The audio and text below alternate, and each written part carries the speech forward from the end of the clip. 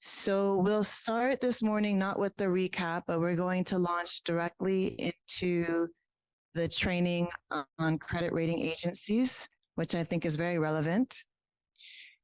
Our trainer will be online. Can you put up the, Aman, can you put up also the, hi, Daniel. Can you hear me? You can hear, good. Can you put up also the link so that people can download the slide for this session? Thank you. So Daniel, did you hear everything I said before too about starting? I did. Okay, good. So I'm sure people will start coming in, but I don't want to get too far behind schedule, and it's recorded. See, you can see people coming in. Thank you. So you can see the slides. You can download the slides if you want using the QR code. And now we can't see Daniel, but that's okay. We'll do like 1 second of the slides and then go back to Daniel.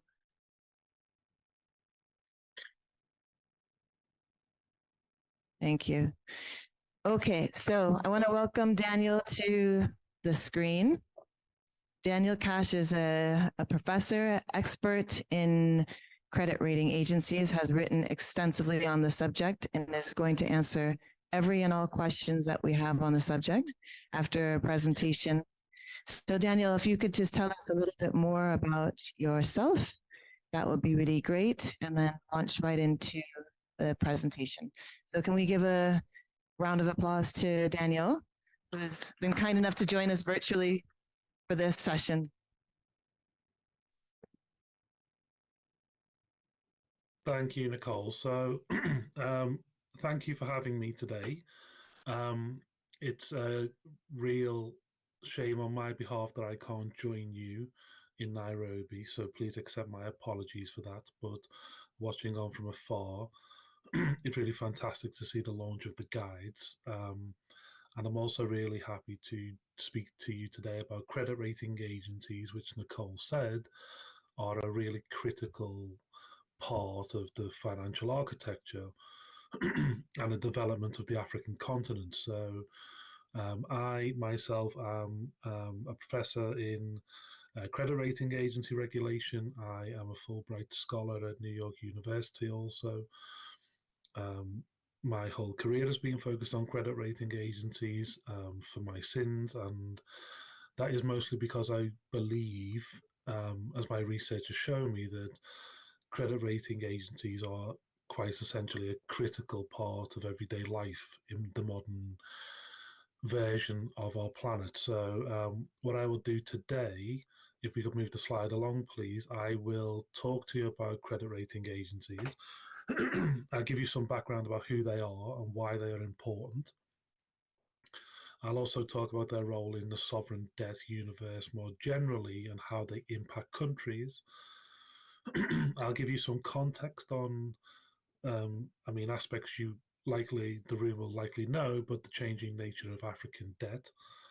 And then we'll talk about how the credit rating agencies actually develop sovereign ratings, excuse me, their processes, and that will help us understand more the reality of those rating processes, how best to deal with those processes and rating agencies. And I'll end with some recommendations on how best to navigate through what is sometimes very complex and unfair world, which is credit rating. So if we move on to the next slide, please. So the credit rating agencies as an industry globally are dominated by three main players. They are Moody's, Standard & Poor's, and Fitch Ratings. There are a number of other small credit rating agencies around the world. So Africa's largest credit rating agencies is GCR Ratings. But the dominance of the big three is clear. And a good example of that is that GCR is actually owned outright by Moody's. The three rating agencies are based in New York City. They have their heritage going back to the mid 1800s. And they simply exist on a very simple premise, which is they exist to provide an opinion on the ability of a debtor to pay back their debt on time and in full. So that at their very core is what they exist to do. They have expanded that business product massively since they started, and they now operate in particular fields. So they give opinions on corporate creditworthiness, they give opinions on sovereign creditworthiness, which we'll focus on today. They give opinion on financial products, and increasingly they're starting to give opinions on things like ESG, sustainability, and a number of other different aspects. As the millennium turned into the 2000s, the credit rating agencies really developed into large financial powerhouses as they managed to essentially set up consultancy services alongside their financial service base. And they are, in terms of profit ratio, among the top 10 companies on the planet. The big two are, especially, that's how large they are. And to prove that, one of the world's richest men, Warren Buffett, actually owns Moody's. So the difficulty with credit rating agencies is, however, is that they are very subjective. They are very opaque. And when we look at their role in the financial system, as we will do today, it's clear that they are central to a number of financial crises. So they were central to the Asian financial crisis in the late 1990s. They were central to the global financial crisis in 2007 and 2008. They were central to the Eurozone debt crisis in 2011. And as I will argue in this presentation, and I will send you a link shortly to my free book on the subject, I argue that actually they are critical in what is the debt crisis affecting the African continent. So we could switch slides, please. So in terms of sovereign ratings, they were first assigned in the early 1900s, in 1918. And the sovereign ratings very broadly can be classified as looking into 5 particular categories. The first thing they look at are macroeconomic indicators. They also look at public finance indicators, monetary and external indicators, the default history of that sovereign, and qualitative indicators. Additionally, on top of those 5 core elements of their sovereign rating analysis, they also bring in discretionary elements that may affect that particular sovereign. So it could be particular political elements or environmental elements, and they work that in to the construction of their sovereign rating. Can we have the next slide, please? Thank you. So if I step back 1 second, I think it's important to try to understand credit ratings from a broader perspective and understand why they are so important. And that should give us the context to understand what we can do better to deal with them. Credit rating agencies are almost, I won't use the word parasitic, but they are in parallel to development in the market. So credit rating agencies really become important when you see an introduction of what we call disintermediation, which is the replacement of traditional financial intermediaries. So whereas a debtor or somebody who's trying to take out a loan would usually go and see a banking institution, there was an economic shift away from the banks and more towards other providers of credit, and that is what we call the capital marketplace.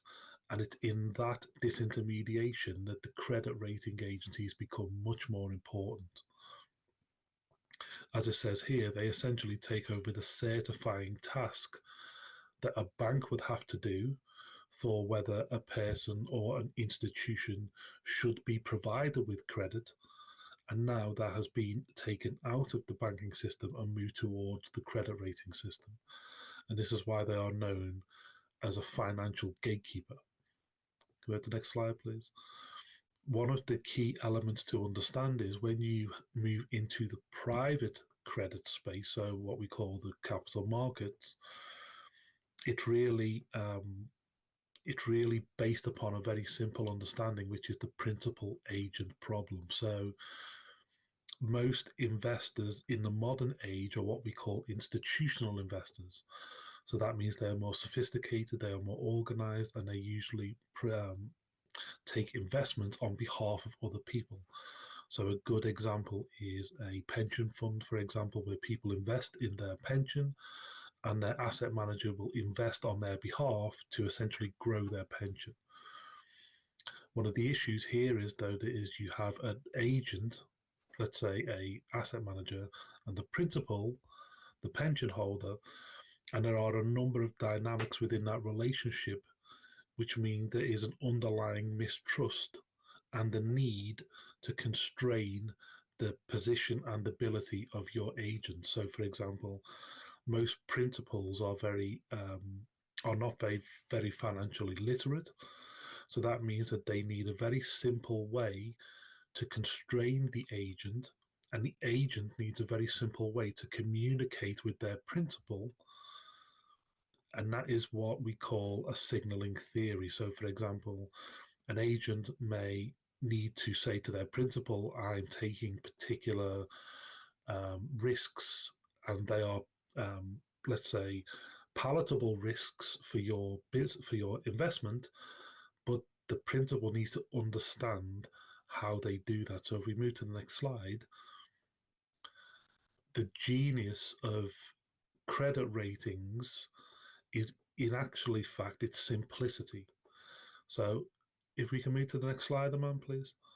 There you go. So if you look at the sliding scale, it's this simplicity which is the genius of a credit rating and why it's so financially important. So what it does, it essentially codifies complex information and risk, and it essentially bridges a gap of mistrust by placing upon it a very independent, a theoretically independent third party opinion or valuation of who you are and your credit worthiness. So you see here a sliding scale from A for triple A in the what we call the investment grade, down to B, double BA, double B plus, and down to double C, triple C. We have a high grade investment and you have a non-investment grade investment. And what this slide does is communicate to those in a very simple manner that something is ranked higher than something else. And essentially, that is the genius of a credit rating in its ability to communicate underlying values. So if you move to the next slide, please. The problem with that genius scale is that it's very predicated upon a very theoretical understanding that it is independent, that it's very objective, that it's very methodological. But in reality, there are a number of issues with that process that make the theoretical very problematic in practice. So to give it context, I think it's important to look at the African situation at the moment, and I very much acknowledge that it's difficult to take a snapshot of a whole continent that's very diverse. But if we operate on that principle for a moment, looking at debt and the concept of finance in Africa over the past, let's say, 20 years, there's a very particular pattern that emerges. So there's been a massive shift in terms of financing from public to private. And what we mean by that is sovereign wise. Traditionally, the concept was dealing with bilateral creditors, so it could be dealing with other countries and also dealing with multilateral agencies like the IMF or the World Bank or multilateral development banks. Those are what we call public financing options. But increasingly, for a number of reasons, there has been a rise in the role of the private creditor. The reason for that is very multifaceted. But underlying, one of the real reasons is that a lot of the public creditors have almost shied away from providing that public credit, and they have initiated a number of systems to push private credit. And what we'll see is, so you look at one of the real reasons for the rise in private credit is actually IMF conditionality. And when the IMF intervene in a country's finances, they usually encourage and push private sector involvement as a resolution to any sort of debt crisis. And researchers found that both domestic and external private sector involvement actually skyrockets once the IMF gets involved. There's also the rise as a potential alternative of Chinese debt, both public and private, and how the Chinese categorize their credit is very complex. So you have a real diverse mix of public and private offerings. And as I mentioned, you have a real systematic withdrawal from traditional lending options. So whether that was traditional banking options or bilateral options that I've mentioned, the likes of former colonial powers on the continent. So, for example, the UK, France, Europe, and America to a point, they have systematically moved back from being lenders to the continent. So one of the problems with that is if you understand that there's a difference between private credit and public credit, you start to see the issue when it comes to the composition of external debt on the continent. So as I'll mention in this presentation, perhaps the biggest issue is that a private creditor is bound legally in a very different manner than a public creditor is.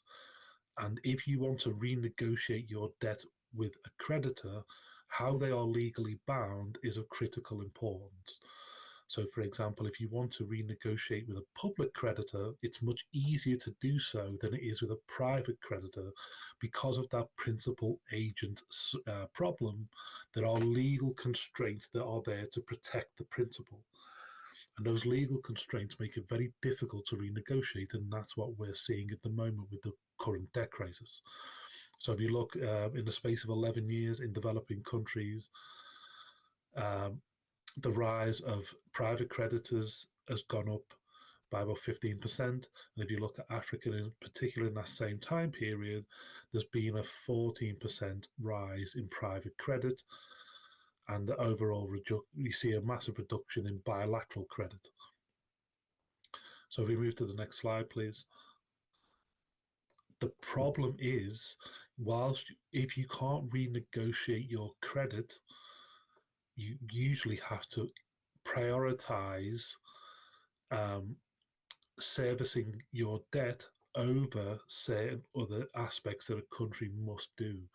And if we look at where interest payments actually outweigh development spending across the continent in those 11 years, or those 2019 to 2021, you see that 25 countries are actually spending more on interest payments than they are on health, 7 countries on education, and 5 on investment. But if we move to the next slide, please, you can see that quite astonishingly, 57% of the African population are actually in countries that are spending more on interest repayments than they are on their development. And this is a critical issue when you're asking how best to resolve this. You have to understand the underlying reasons of why that debt is very difficult to negotiate. And at the heart of that is the credit rating agency. So we move to the next slide, please. What you can see here is when you're looking at the amount that African countries will have to pay, it's actually scheduled to increase. So this year has been a little bit less because of a little bit of a leeway after the pandemic, but it's just about to go even further once we go to 2024. And also estimates say that moving forward, those are actually very conservative numbers, so it should be higher than that. And that's because those loans that were taken at particularly high interest rates from the private credit market will mature at some point and you have to pay them off, and they also increase as the time goes on. So if we can move to the next slide, please. one of the issues is that if a country would like to renegotiate its debt, the problem with a private credit arrangement is that if it's counted as a default, you can't renegotiate that debt. So Moody's, and I use Moody's a lot in this presentation because they're easily accessible to understand their processes. They say that a default, according to their methodologies, is whether there's a missed or delayed interest or principal payment, but also where there's a distressed exchange. And a distressed exchange means by where holders of debt are offered a new security or a new package that essentially amounts to a diminished financial obligation. And what we saw in the response to the pandemic was a global initiative called the DSSI, which I know you'll all be familiar with, which led into the Common Framework. And that was all based upon the promise of any country that renegotiated its debt with a public creditor, so for example, another country, would find comparable treatment and do the same thing with their private credit. The problem is that this is associated with what we call a distressed exchange. And under the methodologies of the credit rating agencies, any country that even suggests they were trying to do this would be immediately put into default. And if you're put into default, you are essentially barred and locked out of the capital markets. And that's why we saw in the aftermath of the pandemic a number of African countries making it publicly clear that they did not want to renegotiate their debt with private creditors. And the DSSI, which was scheduled to save about 12 billion in interest payment, actually only saved about 5, or I think it was 4 or 5. It really missed its target, and the common framework that came afterwards that really insisted on comparable treatment has been an outright failure. It's been a failure because countries, it misunderstands that countries cannot negotiate their debt with private creditors unless they risk the wrath of credit rating agencies. And that's because credit rating agencies, theoretically and methodologically, exist to protect the private creditor. If a private creditor is ever at risk of losing their investment, they immediately and legally have to act and put that debtor in default.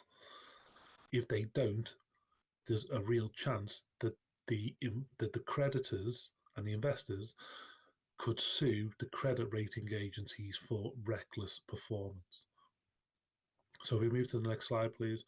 I include this book here. This is my recent book. It's free to download and read entirely, and it essentially encapsulates this whole story and looks at what I call the credit rating impasse, whereby all of these international initiatives are doomed to fail unless they deal with the credit rating problem. So we move forward, please. What I'll do now is I'll talk to you, hopefully not in a boring manner, but I'll try to look at the technical aspects of sovereign methodologies, and it will show us what we are looking at, what they exist to consider, and that will hopefully give us a picture of how best we can navigate that system. So if we move forward in slide, please. Thank you. This is Moody's sovereign methodology process, and they have 4 particular elements that lead into their sovereign process. So they look at, firstly, the economic strength, and they match this to the institutions and governance strength of a country, and they call this the economic resiliency. They then pair this with the fiscal strength of the country, and they combine this, so this is overall governmental financial strength. And then to attach all of that, they then attach to the susceptibility to event risk. And then once they produce scores in those different elements and combine them, they put it into an overall scorecard that then goes through a system of any other considerations that may be material. They look at the particular element of the debt instrument that the country is actually trying to use, and there are a variety of different debt instruments. And then they'll look at cross-sector methodologies, so how that country compares to others in the sector. They'll go through a rating process and come to an assigned rating. So it looks pretty simple there, but as we go through to the next slide, please, you'll see that there are a number of different aspects to the weighting. So in the economic growth section, they have a number of different sections that look like the different growth dynamics of the country, the scale of the economy. They have a number of different aspects that look at the institution and governance strengths. That could be the quality of the institutions in the country, the role and strength of civil society in that country, how the policies are developed and how effective they are, the strength of the judiciary. They also look within fiscal strength at particular financial elements such as the debt burden, how affordable their debt package is. And then they bring in a number of external elements, or sometimes internal, when they look at event risk. So it could be political risk, but it could also be external. It could be things like environmental risk. So if we move to the next slide, please. One of the issues that credit rating agencies are having at the moment is that they are really under pressure to show how they are incorporating ESG considerations into their methodologies. So Moody's explained here that there are a number of aspects where they will look and apply an ESG lens into that sovereign process. So, for example, from an environmental lens, they'll apply it to looking at the growth dynamics, maybe the debt burden, but also looking at the political risk, the external vulnerability. And then you see quite often governance and social play a large part in sovereign debt. So I think governance is the key focus for a credit rating agency, and they apply to like growth dynamics, the quality of institutions, policy effectiveness, the debt burden, the affordability. It's quite often it applies to almost everything. So the next stage is in terms of looking at how and what they look at and how they differentiate. I've included just some brief spectrum ranges. So if we look at like institution and governmental strength, if you are enforcing laws in a highly predictable manner, you have consistent data sets that are published in a timely, stable, comprehensive manner, and they apply to all levels of government, you're usually giving a AAA rating for that element of the institutions and governmental strength subcategory. Whereas if you're making law under a legal framework that's maybe opaque, it's difficult to understand, key data sets are not available or missing, you can get a lower rating. When you look at, like, for example, susceptibility to event risk, a AAA is there's no significant sources of social conflict that pose material risk, and materiality is the key issue. And then you look at CA, which is changes in government or severely impaired administrative functions, hamper policy making with negative effects. And that's how they range event risk. So if we move to the next slide, please. They're also looking at different elements where they're looking at the changing of things. So if we're looking at growth dynamics, they're saying that the changing conditions environmentally, demographic change, and governance are key determinants to a country's growth dynamics, which makes sense. But then they also look at things like the scale of the economy, the national income, and these are the things they use to build their sovereign rating. So if we move forward in slide, please.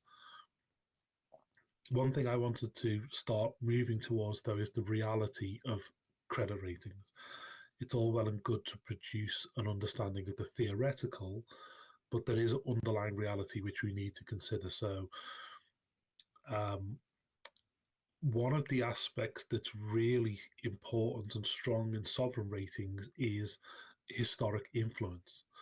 So I haven't put this on so we can read it out, but I did want to make a note of the highlighted part, Moreover, we typically apply a greater downward adjustment for a government that has defaulted several times in the past 20 years, regardless of the recovery rate observed. And what I'm getting at here is for sovereigns, there's usually a window of about 10 to 20 years. And if you have defaulted in that space, you're very unlikely to get a high score moving forward. And this is the sole reason why African countries and some other countries, in relation to the pandemic, refused to participate in the likes of the DSSI and the Common Framework, because they knew and were told, if you default now, it will stick with you for the next 15 to 20 years. And that's something that a lot of countries simply cannot afford to do. However, what we'll see is that the realities of the situation mean that that applies to different regions differently, and that's where the core of the complaints come in. Another aspect to understand is that the rating process is not as clear or straightforward as it's made out. One of the core aspects is that this is a neat diagram of how a credit rating is developed. The first step is that a credit rating analyst will apply a methodology. So let's say, for example, it's a sovereign debt methodology. They will apply that to a particular item of debt. That's fine because the methodologies are all publicly available since the financial crisis. You could go onto Moody's, download it, you go to S&P, you just simply download it and you can see their methodology in full.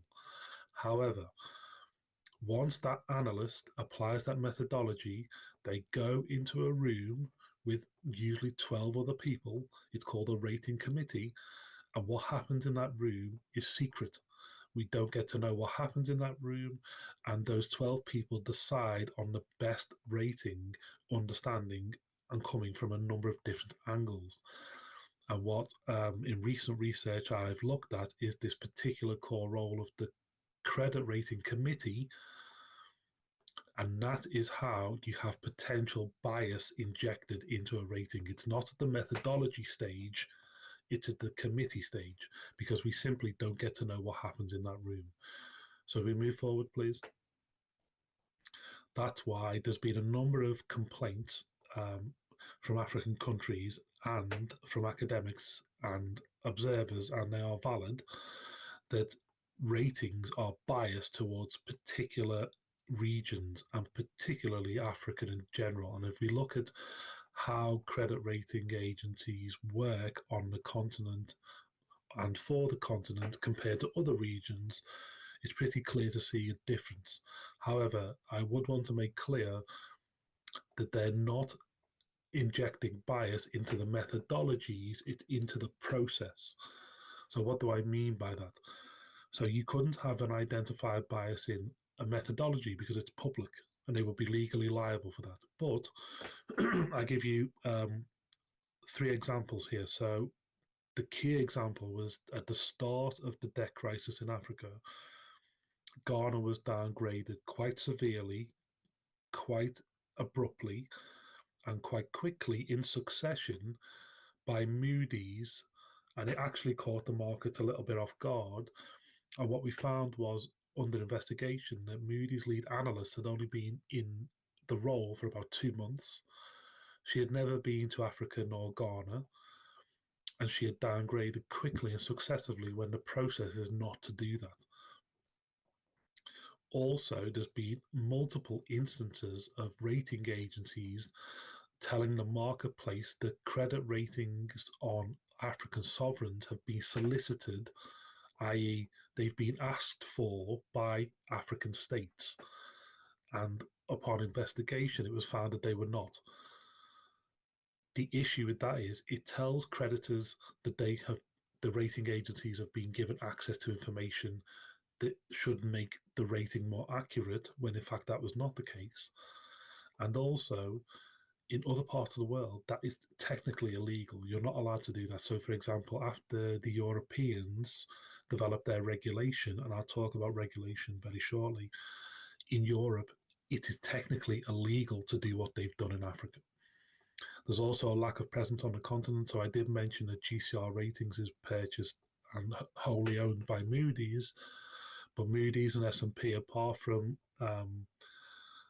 some presence in South Africa, are really not heavily present on the continent, and that's an issue when it comes to understanding the countries they're rating. So we move forward, please. So very quickly, I wanted to discuss how best to deal with this issue and this reality of credit rating agencies. And if we move forward, I wanted to show you the darling of private credit at the moment, which is Greece. But I wanted to explain to you the realities of that situation. So Greece was downgraded at the height of the European debt zone crisis. They've spent 13 years in non-investment grade. They have been one of the most indebted countries in modern history. That's how much Europe has had to support them. But what research has shown is that competitive states and those in competitive regions are more able to generate growth and therefore positive evaluations, while less competitive states cannot prevent further downgrades, as it's been shown, by announcing austerity programs. So one of the differences is that Greece is being held up as a darling of private credit and austerity because they are coming out of their financial assistance, and only in the past couple of weeks they finally moved to investment grade after multiple rounds of financial assistance. However, what they've done is that they've had Europe essentially back them up fully, and they've, through the European Stability Mechanism, which has been lending them money at AAA rates, that's how they've been able to do it. So they've also restructured their banking system, they've reduced non-performing loans, but essentially the EU has boosted them out of non-investment grade. And what we find is, for most countries, austerity actually prevents you from going into investment grade. Greece is an outlier. It's being championed as the reason why austerity works, but in reality, what happens with IMF conditionality and other conditionality is it keeps countries in a particular investment grade. So if we move forward, please. In terms of how a country would best navigate this problem, I think you would have to take a very realistic approach. You would have to understand best where you're coming from, what your issues are, and what you need to do. But there is assistance out there, and I've listed some options here. So it seems fitting to mention the facilities guide, as it's a launch of it, and the guides are exceptionally important, as is the legal support facility itself, in providing that expertise and that guidance and that support through these complex issues. And that's why I've put them first, not because it's the launch and we're talking at it, because they are vitally important. There are also a number of other opportunities. So, for example, the African peer review mechanism via the African Union provide particular credit rating assistance to countries on how best to navigate and deal with credit rating processes. There are private options available. So I use a company, credit rating analytics based in South Africa. That's just one example of a company that will work with a country and work on their processes so they work better in the overall credit rating system.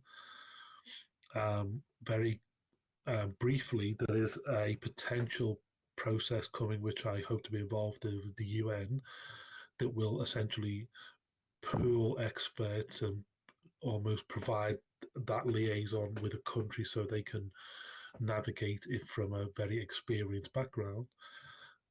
But you can also work with credit rating agencies. Credit rating agencies sell consultancy services that allow countries, companies, whatever debtor, to work with a credit rating agency to better understand how best to organize themselves And you also have academics and professionals who observe and provide consultancy services that work with countries particularly to help them through their processes. So if we move forward to the next slide, please. So essentially, I wanted to end with this. So the reality of credit ratings is a very difficult one for a lot of countries to deal with. And when we look at African countries over the past few years after the pandemic, there's been a lot of complaint about the rating process and its unfairness. And I think, as you'll see in my book, if you were to read it, I am fully in agreement. A lot of it is unfair towards the African continent, and it's disproportionately unfair, believe me. But a lot of African countries are still unrated, which is why I say at the beginning, choosing not to play the game is still part of the game. Some countries tend not to approach credit rating agencies or feel mistrustful of them, which is valid, but that mistrust leads to a lack of engagement, and that's still a part of the game. If you're not engaging, you will still be judged anyway. And my recommendations or suggestions is that countries really need to know the credit rating agencies' public processes inside out. They also need to understand that there are non-public processes like the credit rating committee. They need to understand the realities of that. Another understanding that countries need to make is that it is a long process. Gains can be made. It probably won't be as headline grabbing as Greece, but it is possible, but it is a long process. So we're seeing now, for example, Zambia, who went into default. I think they're still in default. It's taking years for them to go through that, so it's very different and a very long, painful process. But underlying issues are usually at the start of that process. So there needs to be a realistic reflection, I believe. So, which part of your machinery needs more focus? So, is it underlying issues which you need to focus on? So, for example, it could be your domestic banking situation, it could be your domestic SME situation, it could be something in the country that needs to be considered. Or is it a case of inefficiency with data gathering? Or is it inefficiency with data communication, how you're presenting that data, how you're um, working with the marketplace to explain what you're doing? Or is it a case that you need more connection with those elements of the financial architecture, like credit rating agencies? And there are ways you can do that. It usually costs, but usually it's cost effective because it's better to be in the room than outside complaining, unfortunately. Because while it's unfair, and for example, the African Union is about to launch a public credit rating agency which will provide a benchmark for African states against international credit rating agencies, private creditors cannot use it. Private creditors legally are not allowed to use the public credit rating agency because theoretically it's not independent. And that's why it will only ever be a benchmark. It will never be competition for the big three. So I think my next slide is my conclusion. And what I wanted to do was share with you this quote that I hope explains what we're dealing with here. So this is one of the most famous quotes in the credit rating world. It says there are two superpowers in the world today, the United States and Moody's. The US can destroy you by dropping bombs, and Moody's can destroy you by downgrading bonds. And believe me, it's not clear sometimes who is more powerful. And I think that really encapsulates some of the issues here. It's very multi-layered. So in terms of issues, you have a US centric financial institution in credit rating agencies that are directly affecting countries far away from the United States. And also when you have the complex issue on the African continent of the battle between the US, China, and the EU for influence, you can see the credit rating agencies actually have a role to play in that, and they're not particularly independent in that sense. So all these things need to be considered, but there are options available for countries. So I think that concludes my presentation. Thank you for listening to me. If you would like to follow more about credit rating agencies, you can follow the Credit Rating Research Initiative on LinkedIn. That's my project that essentially updates almost every day on credit rating news and how it impacts countries and people in general. So, yeah, I think that's it from me. Thank you for listening.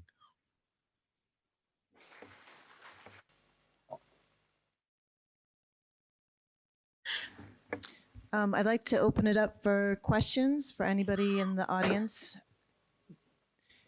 And then can you put up the Slido? Awesome, thank you.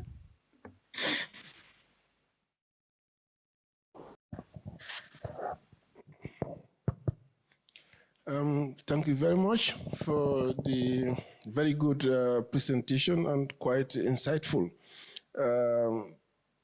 Just thinking aloud, can't Ghana, is it possible for countries to sue credit rating agencies for, like in the case of the Ghana issue you've just mentioned, for the analyst who has never maybe visited Africa, much more Ghana? So within a short space of time and in successions, downgrading, this has caused huge devastation to Ghana's economy and the people, at large. So is there any room, where sovereign or countries can sue rating agencies for such damages that they have caused the country? Thank you. Thank you. So one of the issues that exist is that Moody's is not based in Ghana, so Ghana can't domestically sue them, and Africa does not have a credit rating regulation, and that's at the heart of the problem. So, for example, if Moody's was to do the same thing to let's say France could sue Moody's for what they've done because Europe has a continental regulation that the credit rating agencies have to sign up to. And if they fail once they've signed up, they're open to liability. In Africa, that doesn't exist. And this is why I am currently trying to get a project off the ground to build a model for Africa to build its own credit rating regulations. I think it's at the core of the problem because it will protect African states because they'll have the ability to penalize and punish, whereas at the moment they're just being exposed to the credit rating agencies without the ability to protect themselves. And I think there's a question on the screen: should the creditworthiness of developed and developed countries be assessed using the same rating process? Arguably, the answer is no. But again, it's the same answer. There is no regulation that defines how you should rate. Whereas in Europe, there is a defined process that a rating agency has to sign up to, and if they don't, they can be punished. Whereas in Africa, that doesn't exist. So I think for Africa to develop as a continent, I think that's its next stage of development where they get that ability to harness the global financial architecture. And the only way you do that, unfortunately, is with the proper regulations. So, yeah, that's the answer. Okay, thank you. The next one on the flip side, can the investors sue rating agencies, by considering them being misled if they have given like a high rating for a particular sovereign or corporate, and they get into that, invest, all of a sudden it turns out to be, a junk or a big failure. So can the investors sue rating agencies in the pretext of being misled? Thank you. So the investors can sue rating agencies in Europe and in the United States. They can do that if they pass a very high bar of liability, which is they have to show evidence that shows the credit rating agencies were reckless with their rating. And the difficulty is how do you prove that a credit rating agency was reckless? So the rating agencies have only been sued once, and that was in the aftermath of the financial crisis. And the only reason they managed to do that was because a large investor, the California Pension Fund, actually sued the 3 rating agencies and settled with Fitch for evidence against the big 2. So they got internal evidence from within the oligopoly to sue the other 2. And S&P settled for 1.3 billion, Moody's settled for 800 million. That's the only time they've been sued. The difficulty is their processes are private. So that's how you have difficulty to show that they actively and recklessly developed a credit rating, because you have to prove it.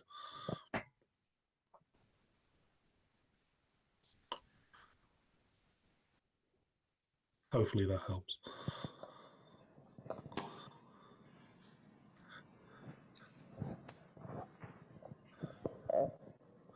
Nicole, would you like me to answer the question on the screen? Please do go ahead. So the question is, how is the relationship between rating agencies and China going? The rating agencies in China have a very particular relationship. So China is such a massive and potential market for the rating agencies, but traditionally they have not been allowed to rate in China because China has rejected foreign interests in China. Only in the past couple of years have they allowed credit ratings to actively rate in China on their own, and only S&P and Fitch do. And S&P actually created a China-friendly methodology. So, for example, they don't look at aspects such as the Uyghur situation in the east of the country, in the west of the country, sorry. So that relationship then spills over into how they consider, let's say, Chinese investment on the African continent. They're very friendly towards Chinese investment because it's such a massive marketplace for them. And that, sorry to bang my own drum, but that is why I'm pushing for regulation in the African continent, because Africa can be that for rating agencies and other financial investment service. It can be a boom market if it's regulated and formalized properly. So that's why China gets the really gets the easy time from credit rating agencies. Thank you. There's another question also on the screen.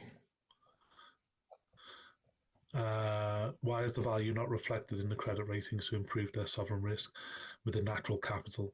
So this is one of the reasons why credit rating agencies are being accused of bias, because they are heavily weighting other risks as opposed to the positive elements that's affecting Africa at the moment. So they heavily weight, for example, political risk, and a large number of countries are actually moving away from democratic models, and that negatively affects not only those countries, but it affects those in those same regions.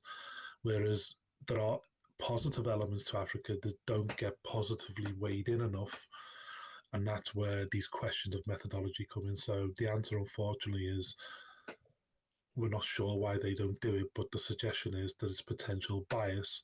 But also, what I mentioned earlier was there's a 20-year window going backwards. So whereas you have that natural capital estimated at 8.2 trillion, that's an estimation moving forward and as a snapshot of what it looks like. But there are also the last 20 years to consider, and when you've had defaults, that will stick with you as you move forward. Was there any more questions in the room, Nicole, or would you want me to keep reading off the screen? Okay, I think we have one more question in the room. Please, we do have some questions in the room.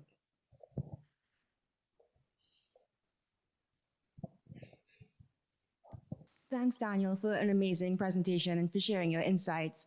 Yesterday, we spoke about debt swaps and how the market is still figuring it out. So we know Moody's, in the case of Ecuador, that debt swap was a distressed exchange and hence an event of default, while for the others, it sometimes isn't.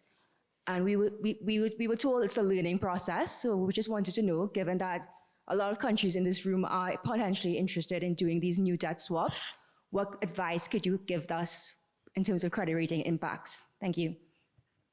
Thank you. So with credit, with the definature swaps, what it's looking at the moment in terms of the research is showing that it's usually the size of the definature swap that the rating agencies are concerned with, because their suggestion is the larger the definature swap, the more the country is trying to essentially circumvent its debt problem. A definature swap has to be genuine in terms of it will be going towards particular nature and environmental projects. It's not just a case of you're trying to exchange your debt because you're under or you're in a distressed situation. I think the reason why Ecuador was immediately put into default was because it was over, I think it was 2 billion, I think. And I think that was quite a sizable chunk of Ecuador's debt exposure, whereas other ones like the Seychelles and other places like that are more targeted and smaller and make up a smaller amount of the country's overall debt burden. And I think it's essentially looking like it's the size of the nature swap that's important for a rating agency because, as I mentioned, they do exist on one simple rule, which is they exist to protect the private creditor. And it doesn't matter whether you do it in a definature swap or you do it in a normal exchange. If a creditor stands to lose, they have to put you into default or a distressed debt exchange, which is essentially a default. So I think it's the size of the nature swap that's important for credit rating agencies, unfortunately, because that essentially caps or limits how useful definature swaps can be moving forward. Some people have actually tried to promote definature swaps as a good way to heal your debt burden. The reality of the situation is, until credit rating agencies change their approach, which they're not likely to do, that's simply not possible, unfortunately.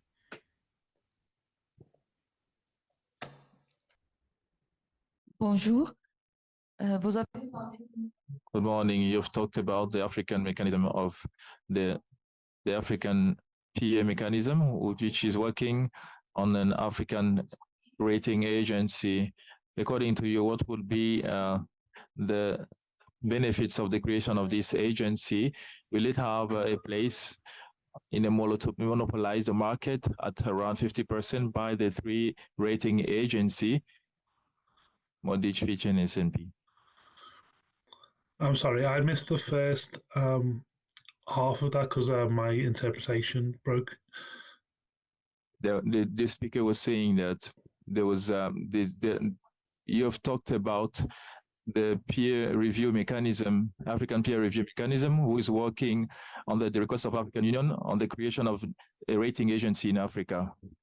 According to you, what would be the benefit of this of such an agency, and will it have a place in a market which is monopolized at 95% by the big rating agencies?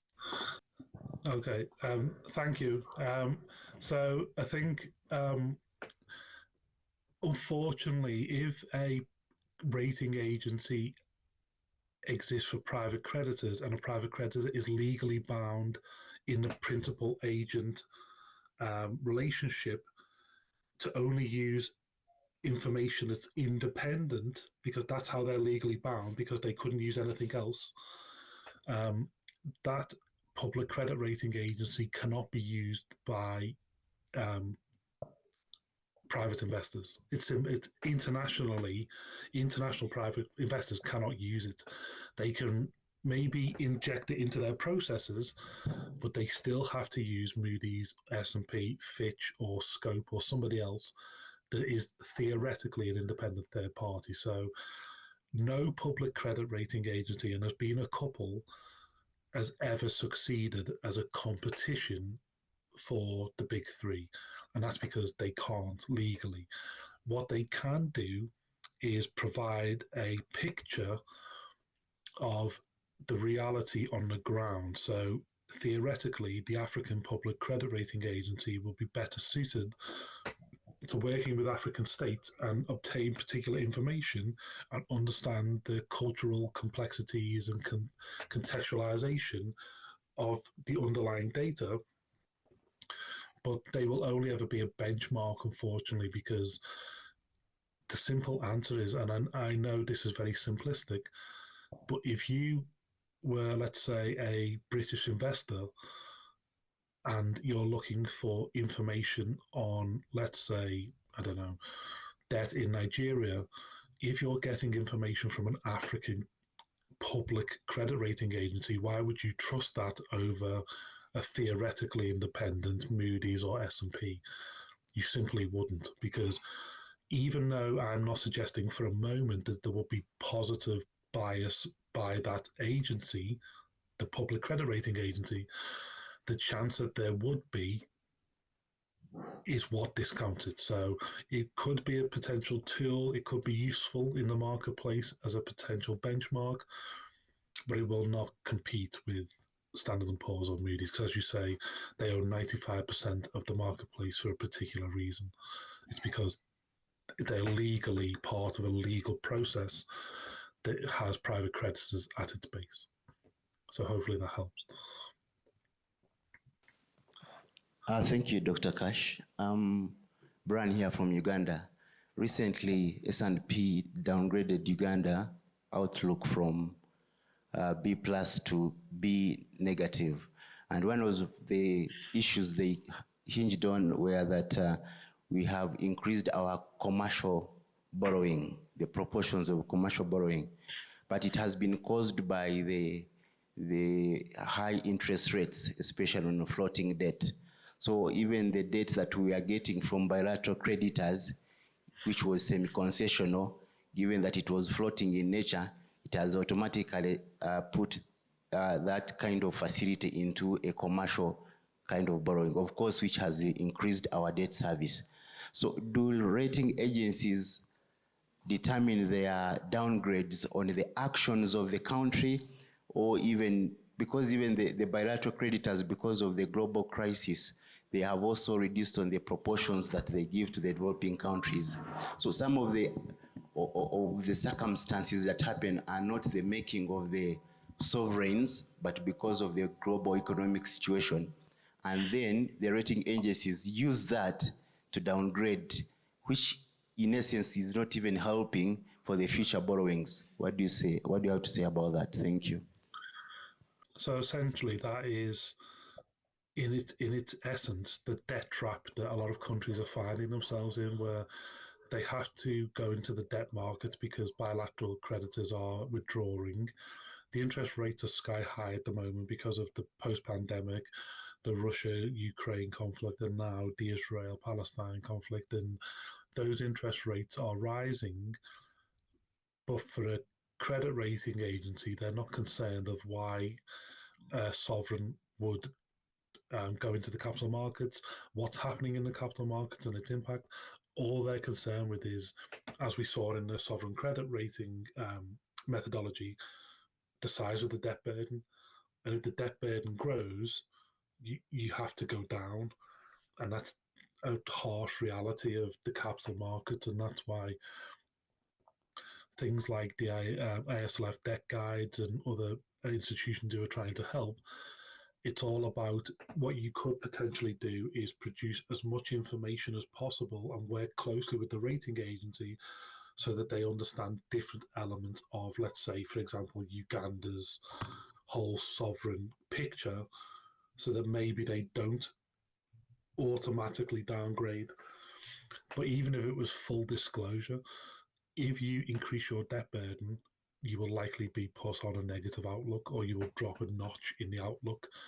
That is regrettably, unfortunately, how the market works, and it's at different rates for different countries. So, for example, the United States is the most indebted country on the planet, and they just keep increasing their debt pile, and it's with extraordinarily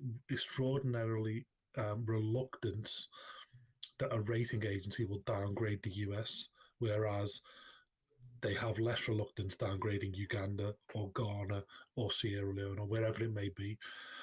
So I think that's where the issue is in terms of, are the rating agencies applying their processes equally amongst countries? And usually the answer is no.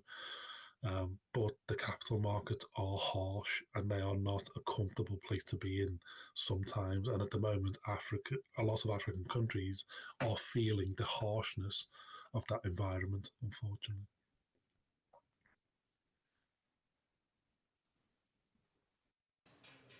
Okay, we do have a few more questions. We'll take those.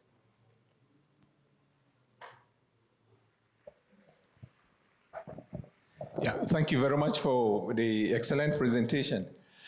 My question actually relates to the civil, the CSOs in developing countries. Most often, when they are not as objective as they should be in advanced countries, because they are usually aligned politically. And in many cases, when credit rating agencies come and they meet them, they don't seem to understand their political alignment. So most often when they talk, you will always see some bias against either the existing government or somehow leaning towards the opposition. Even if the policies of the government are well explained, and the civil society seems to, in many cases, tend to be in the leftist side. More so, when you see the economic and financial reporting in developing countries, again, because of the nature of the journalist, and in many cases, they need capacity building in terms of economic and financial reporting. So as a government official, you often see that reports that are published in the newspapers are actually misrepresenting the government in actual sense, even if the policies are communicated. But sometimes the journalists also just bring sensational journalism to be able to sell their newspapers. And then when rating agencies come, they base some of their decisions on this kind of publications. How can we overcome this? Because as government, sometimes when you meet the rating agencies, they quote this kind of reports, and which, as a government official, I feel that they are misrepresenting the government. But we often face these challenges. Thank you. Thank you. I think initially, I don't think you'll ever overcome that challenge, because if you have freedom of speech, the journalists will write what they want. But I think the reality is that a lot of African governments are trying to do much better, and I think they are doing much better in terms of, as you mentioned, working with credit rating agencies. But I do think there's more to go in that journey. So, I mean, I won't go as polarized as you mentioned there, but in reality, the government has to play its own role in supporting its own narrative. And they also have something that the journalists and the CSOs don't, which is direct access to rating agency analysts. It's a case of formalizing that relationship and building that relationship. The agencies have more to do. I fully believe that. So you mentioned in there about the complexities on the ground. A lot of rating agencies aren't on the ground in particular countries, and they need to. And I think the best way to do that is you want to make Africa as a welcoming place for them. And I know that's counterproductive, as it feels that a lot of African countries are getting the wrong end of the stick and the harsh end of the stick from credit rating agencies. But you need to welcome them in to change their perspective. Otherwise, they will just have an outside-in perspective. And when they have an outside-in perspective, they take on usually what they can see, which is journalism, CSOs, and what have you. So I think both sides, countries and credit rating agencies, need to do more to build a facilitative relationship. And that's how you get better communication. It's like any relationship, not just financial. Better communication leads to a better partnership. And I think Africa has a lot going for it in the future. We know how important it's going to be in the global economy. The rating agencies know that. That's why Moody's bought GCR. They know Africa will be the place to be. But we're currently in the process where they're trying to figure out the best way to have that relationship. And countries need to be more welcoming, agencies need to be more open, but the best way to start that is by doing and engaging positively and often and openly, and that will lead to that better scenario. Thank you so much. Do we have any other questions from the floor? Okay, I think we've managed to answer most of the questions. Dr. Kash, we thank you so much for that insightful presentation. It's been very useful.